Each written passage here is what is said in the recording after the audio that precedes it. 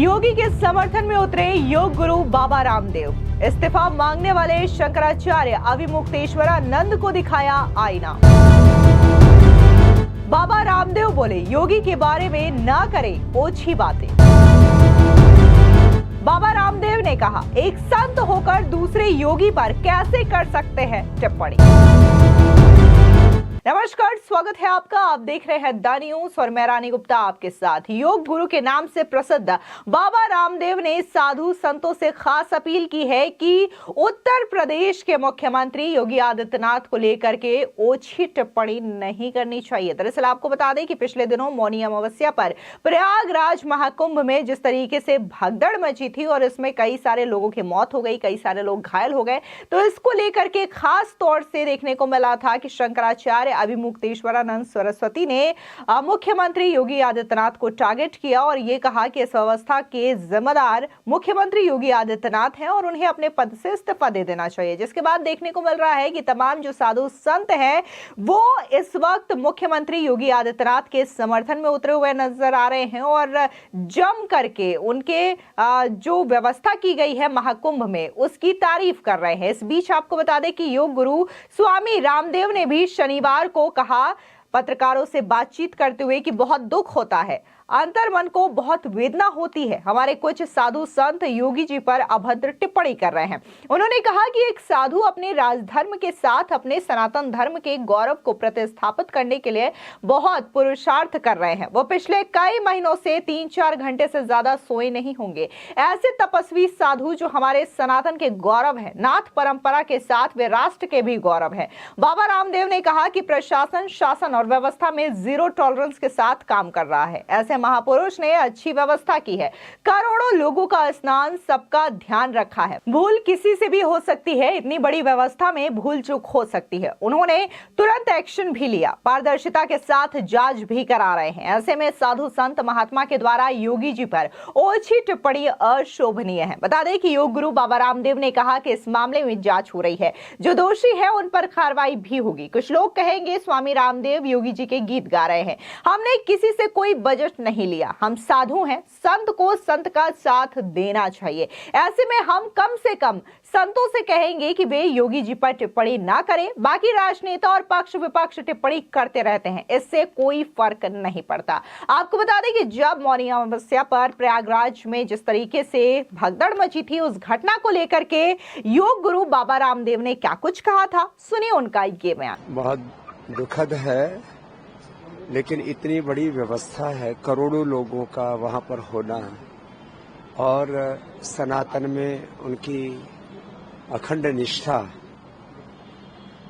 इतनी बड़ी भीड़ में कोई एक भी व्यक्ति से कोई त्रुटि हो जाती है तो इस तरह की घटनाएं सामने आ जाती हैं।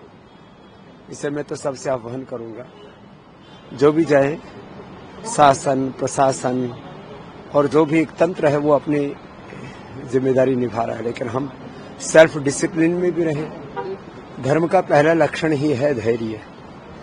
धैर्य ना खोएं और जिसको अवसर मिल जाए संगम तक जाने का, बात अच्छी बात है। बाकी संगम के संस्पर्श से सब जगह पवित्र अमृत जल प्रवाहमान है और ये अमृत स्नान सभी का वहां पर जाने वालों का वहां जाने मात्र से हो जाता है। और कुंभ का जो फल है वो दृश्य से ज्यादा अदृश्य अमूर्त है। पारमार्थिक शक्तियों के आशीषों से स्वयं को अभिषिक्त, आशीषित, अनुग्रहित, उपकृत अनुभव करना। तो जहां पर भी जिसको स्थान मिले, जगह मिले, वहीं पर स्नान करे, ध्यान करे और सेल्फ डिसिप्लिन में रहते हुए पूरे धीरज के साथ इस वर्षों के बाद, और मैं तो कहूंगा शताब्दियों के बाद ऐसे अवसर आते हैं अमृत पर्व में एकात्म होने के, तो बस इन बातों का ध्यान रखेंगे तो हम इस तरह के हादसों को टाल सकेंगे और जो भी दिवंगत आत्माएं हैं उनके मोक्ष के लिए हमारी प्रार्थना है। उनके परिजनों को भी भगवान हिम्मत दे। शेष तो जो भी तीर्थ में दिवंगत होते हैं वो भगवान की शरणागति में ही जाते हैं। वहीं बजट के सवाल पर स्वामी रामदेव ने कहा कि मोदी जी की नीति, नियत और नेतृत्व देश के लिए मंगलकारी और शुभ है। उनका जो विकसित भारत का सपना है, उनके लिए समग्र विकास का बजट चाहिए। उस तरीके के प्रावधान इस बजट में है, इसके लिए बधाई। आपको बता दें कि इसके पहले एक कार्यक्रम में जूना पीठाधीश्वर आचार्य महामंडलेश्वर स्वामी अवधेशानंद गिरी ने कहा कि जब से गोरक्ष पीठाधीश्वर योगी जी ने उत्तर प्रदेश में शासन अपने हाथों में लिया है, तब से सनातन का सूर्य पूरे विश्व को आलोकित कर रहा है। आज पूरे विश्व में सनातन मूल्यों के प्रति, योग आयुर्वेद के प्रति, आध्यात्मिक मूल्यों के प्रति जो स्वीकृति और मान्यता पैदा हुई है, इससे पहले वो कदाचित नहीं थी। विश्व में सभी लोग हतप्रद हैं, चकित है और पूरा सनातन जगत इस महाकुंभ को लेकर के उत्साहित है। आपको बता दें कि इससे पहले देखने को मिला था कि अखाड़ा परिषद के अध्यक्ष श्री रविंद्र पुरी भी सीधे तौर पर योगी जी के समर्थन में उतरे हुए नजर आए और साफ तौर से उन्होंने शंकराचार्य अभिमुक्तेश्वरानंद सरस्वती को फर्जी करार दिया और ये कहा कि आखिर वो कैसे योगी जी की व्यवस्था को लेकर के सवाल उठा सकते हैं। इस बीच आपको बता दें कि न सिर्फ देश भर से बल्कि विदेशों से भी तमाम जो श्रद्धालु हैं वो प्रयागराज पहुंच रहे हैं, महाकुंभ में आस्था की डुबकी लगा रहे हैं। इस बीच आपको बता दें कि फॉरेन जो राजदूत होते हैं उन्होंने भी महाकुंभ जा करके महाकुंभ के जो सनातन धर्म है उसको करीब से महसूस किया और जिस तरीके से उन्होंने महाकुंभ में आस्था की डुबकी लगाई, तो पूरा का पूरा जो उनका एक्सपीरियंस रहा, क्या कुछ उन्होंने कहा, सुनिए। It's a wonderful occasion. The Ministry of External Affairs has this capacity of invite us to the heads of missions, the ambassadors, once a year normally to the main celebrations in India. I had the pleasure to be part of the Deep Deepavali 1 year and a half ago, but nothing comparing to this occasion. You know, 144 years only, probably neither my sons are going to be capable of visit. So we are glad to be in here. All the flags were there, well accommodated. I feel proud of myself of checking the plurinational state of Bolivia country flag here. And we arrived approx like 1 hour ago. Many things to continue seeing during the day. So again, congratulations.